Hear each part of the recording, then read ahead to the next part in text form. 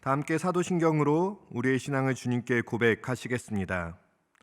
전능하사 천지를 만드신 하나님 아버지를 내가 믿사오며 그 외아들 우리 주 예수 그리스도를 믿사오니 이는 성령으로 잉태하사 동정녀 마리아에게 나시고 본디오 빌라도에게 고난을 받으사 십자가에 못 박혀 죽으시고 장사한 지 사흘 만에 죽은 자 가운데서 다시 살아나시며 하늘에 오르사 전능하신 하나님 우편에 앉아 계시다가 저희로서 산자와 죽은 자를 심판하러 오시리라.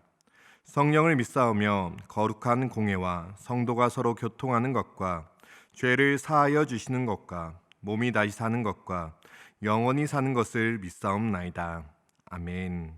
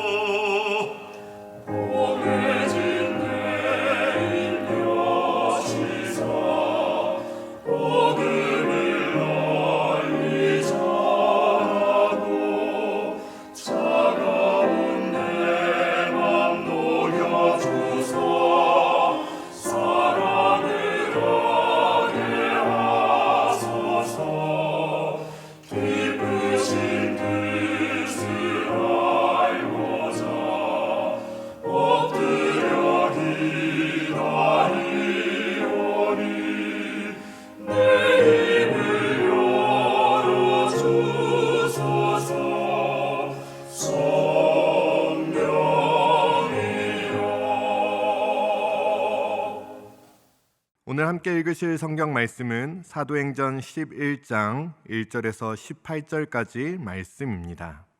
유대에 있는 사도들과 형제들이 이방인들도 하나님의 말씀을 받았다함을 들었더니 베드로가 예루살렘에 올라갔을 때에 할례자들이 비난하여 이르되 내가 무할례자의 집에 들어가 함께 먹었다 하니 베드로가 그들에게 이 일을 차례로 설명하여 이르되 내가 욥바시에서 기도할 때에 황홀한 중에 환상을 보니 큰 보자기 같은 그릇이 내 귀에 매어 하늘로부터 내리어 내 앞에까지 드리워지거늘 이것을 주목하여 보니 땅에 네 발 가진 것과 들짐승과 기는 것과 공중에 나는 것들이 보이더라. 또 들으니 소리 있어 내게 이르되 베드로야 일어나 잡아먹으라 하거늘 내가 이르되 주님 그럴 수 없나이다. 속되거나 깨끗하지 아니한 것은 결코 내 입에 들어간 일이 없나이다 하니 또 하늘로부터 두 번째 소리 있어 내게 이르되 하나님이 깨끗하게 하신 것을 내가 속되다고 하지 말라 하더라. 이런 일이 3번 있은 후에 모든 것이 다시 하늘로 끌려 올라가더라. 마침 3사람이 내가 유숙한 집 앞에서 있으니 가이사랴에서 내게로 보낸 사람이라. 성령이 내게 명하사 아무 의심 말고 함께 가라 하시매 이 6 형제도 나와 함께 가서 그 사람의 집에 들어가니 그가 우리에게 말하기를 천사가 내 집에 서서 말하되 내가 사람을 요바에 보내어 베드로라 하는 시몬을 청하라. 그가 너와 내 온 집이 구원받을 말씀을 내게 이르리라 함을 보았다 하거늘 내가 말을 시작할 때에 성령이 그들에게 임하시기를 처음 우리에게 하신 것과 같이 하는지라. 내가 주의 말씀에 요한은 물로 세례를 베풀었으나 너희는 성령으로 세례를 받으리라 하신 것이 생각났노라. 그런즉 하나님이 우리가 주 예수 그리스도를 믿을 때에 주신 것과 같은 선물을 그들에게도 주셨으니 내가 누구이기에 하나님을 능히 맡겠느냐 하더라. 그들이 이 말을 듣고 잠잠하여 하나님께 영광을 돌려 이르되 그러면 하나님께서 이방인에게도 생명 얻는 회개를 주셨도다 하니라. 아멘. 고맙고 감사하신 하나님 아버지, 오늘도 이 새벽에 저희를 깨워주시고 불러주셔서 하나님 앞에 나와 예배드릴 수 있도록 인도하여 주심에 감사드립니다. 하나님, 간절한 기도 제목 가지고 주님 앞에 나와 예배드리는 모든 성도들 가운데 주님의 마음을 허락하여 주시옵고 오직 주님만이 주실 수 있는 참된 위로와 평강이 함께 예배하는 모든 성도들의 삶 가운데, 마음 가운데 가득 선포되고 누려지는 시간 될 수 있도록 인도하여 주시옵소서. 오직 주님의 이름만이 영광 돌려지는 시간 되기를 간절히 소망하며 이 시간 살아계신 예수 그리스도의 이름으로 기도드립니다. 아멘. 오늘도 우리를 가장 잘 아시며 언제나 우리를 가장 선한 길로 인도하시는 하나님의 사랑과 은혜가 이 새벽 함께 하시는 모든 성도님들 가운데 가득 경험되고 고백되시기를 주님의 이름으로 축복합니다. 오늘 말씀은 지난 수요일부터 묵상한 로마 백부장이었던 고넬료의 가정에 베드로를 통해서 복음이 선포되고 또 성령이 임했던 그 이후의 이야기를 담고 있습니다. 오순절 마가의 다락방에서 일어났던 놀라운 성령의 역사가 이방 사람이었던 고넬료의 가정에서도 동일하게 나타나게 되었습니다. 베드로의 말을 듣고 있던 모든 사람에게 성령이 내리고 그들이 방언으로 말하며 하나님을 높이 찬양하는 일이 일어나고 베드로는 예수 그리스도의 이름으로 그들에게 세례를 받게 하며 며칠을 더 함께 머물고 교제하게 된 것이죠. 그리고 이 소식이 예루살렘에 있던 유대 그리스도인들에게도 들려지게 됩니다. 그런데 이 소식이 유대 그리스도인들에게는 썩 달가운 소식은 아니었었던 것 같습니다. 그래서 이들은 베드로가 예루살렘에 오자마자 마치 그를 신문하듯이 그에게 질문하기 시작합니다. 3절의 말씀을 제가 세 번역으로 봉독하겠습니다. 당신은 할례를 받지 않은 사람들의 집에 들어가서 그들과 함께 음식을 먹은 사람이요 하고 그를 나무랐다. 질문하는 것을 넘어서서요, 베드로를 나무랐다고 이야기합니다. 조금 심하게 보일 수도 있지만 그러나 어떻게 보면 이것은 무척이나 당연한 모습이었습니다. 충분히 그럴 수 있는 상황이었습니다. 왜냐하면 베드로도 이 고넬료의 집에 갔을 때 이렇게 이야기하죠. 10장 28절입니다. 그들에게 말하였다. 유대 사람으로서 이방 사람과 사귀거나 가까이 하는 일이 불법이라는 것은 여러분도 아십니다. 그런데 하나님께서는 나에게 사람을 속되다거나 부정하다거나 하지 말라고 지시하셨습니다. 베드로도 이러한 거리낌이 있었던 것이죠.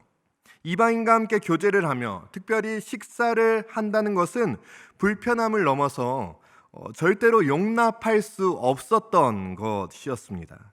그러니까 우리가 먼저 기억할 것은 이 1절에 등장하는 사도들과 형제들이 마치 변질되었거나 특별히 더 이기적이고 악한 사람들이라고 생각해서는 안 된다는 것입니다. 이들에게는 이러한 모습이 그리스도의 신앙을 지키는 최선의 모습이었다는 것이죠.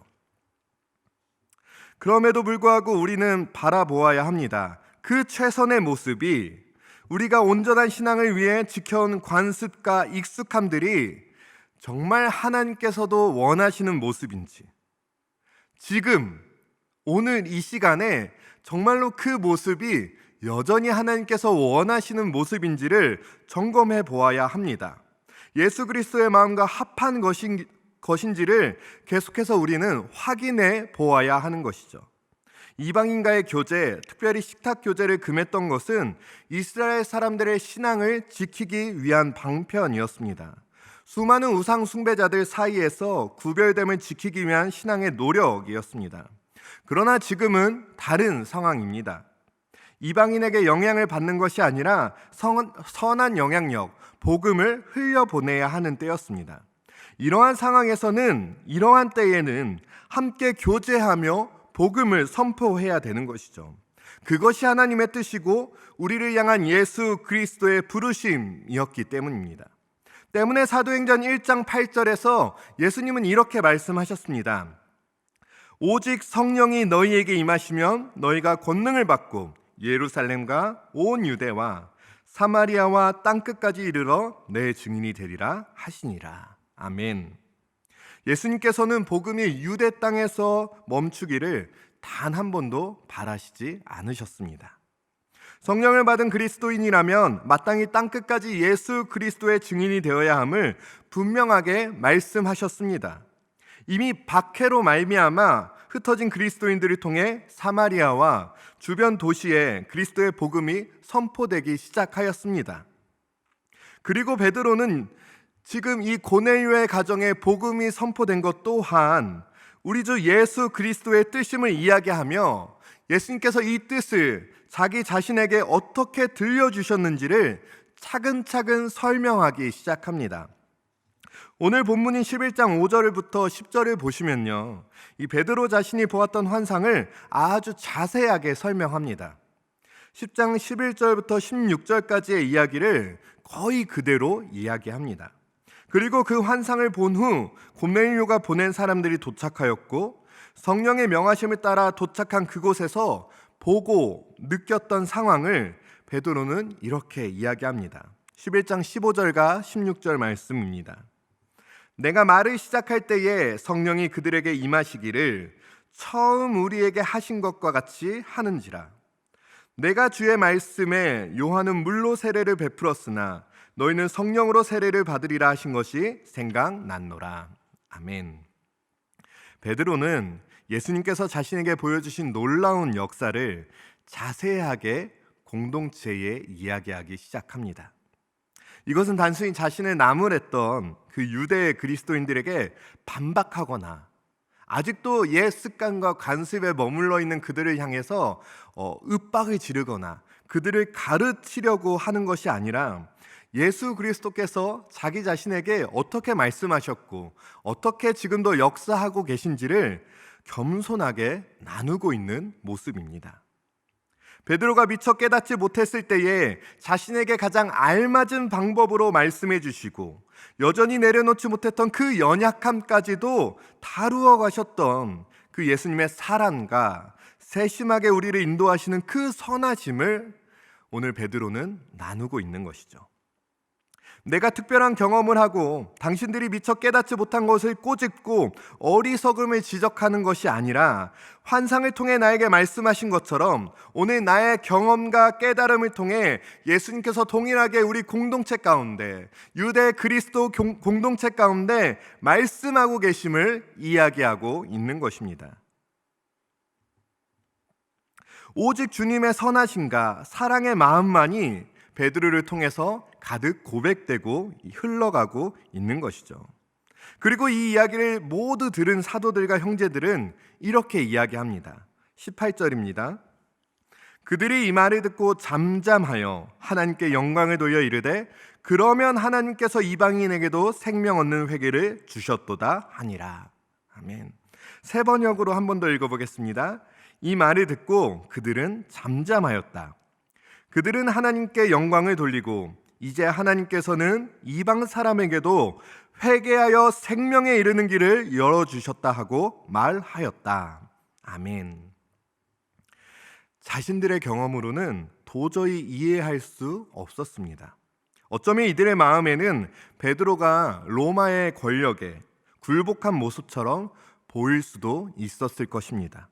굴복까지는 아니더라도 백부장과 가까이 지내며 그 편의와 유익을 누리고 그리스도를 향한 그 믿음이 변질되는 것처럼 보였을 수도 있었을 것입니다. 그러나 예수 그리스도의 일하심과 그 마음을 깨닫게 되며 오히려 이방인에게도 생명을 얻게 하시는 예수 그리스도를 함께 찬양하게 됩니다. 오늘 이 시간 예배를 드리는 우리 모두 가운데 돌아보아야 합니다. 우리 신앙의 아집과 고집은 무엇입니까? 여전히 하나님께서는 새 일을 행하고 계시는데 그 하나님의 마음을 알지 못한 채 머무르고 있는 우리의 관습은 무엇입니까? 우리가 애쓰며 붙잡고 있는 것들이 실상은 그리스도의 마음을 가리우고 있지는 않습니까? 예수 그리스도께서는 죽어가는 이 땅 가운데 그분의 복음을 전하기 위해 오늘도 일하고 계시는데 오히려 우리는 우리의 익숙함에 머물며 예수 그리스도의 일하심을 가로막고 있지는 않고 있는지 겸손하게 돌아보기 원합니다. 오늘도 우리 주님은 연약한 우리에게 말씀하고 계십니다. 구원을 붙잡고 살아가는 우리가 계속해서 온전하게 나아갈 수 있도록 우리가 가장 잘 들을 수 있는 방법으로 가장 잘 이해할 수 있는 상황을 통해서 역사하십니다. 여러분, 우리 주님이 얼마나 세심하신 분이신지, 우리 주님이 우리를 얼마나 많이 사랑하셔서 우리의 연약함을 다 아시고 그 연약함까지도 보듬어 가시며 우리 가운데 말씀하고 계시는지 여러분, 묵상하면 묵상할수록 얼마나 귀하고 아름다운지 고백하게 됩니다. 눈을 들어 말씀하시는 주님의 음성을 듣고 그 말씀에 순종하며 주님 안에서 참된 기쁨과 만족과 행복과 소망을 누리며 나아가는 우리 모두가 되기를 주님의 이름으로 축복합니다.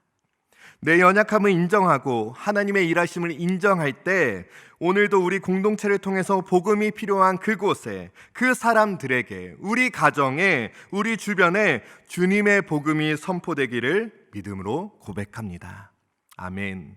함께 주기도문 고백하겠습니다.